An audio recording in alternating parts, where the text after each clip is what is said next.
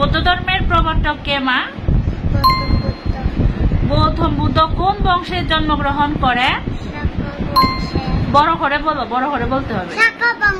Very good. Tripitaka কোন ভাষায় রচিত? ত্রিপিটক কত খণ্ডে বিভক্ত? বৌদ্ধদের সবচেয়ে বড় উৎসব কোনটি? আমরা কাকে বর্ণনা করি?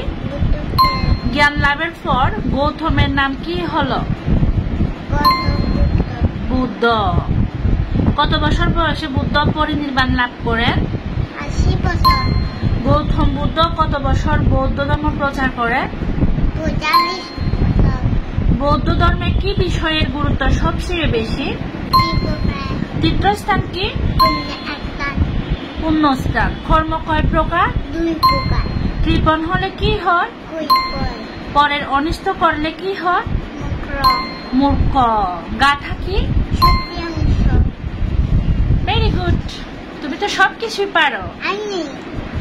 তোমার নাম কি?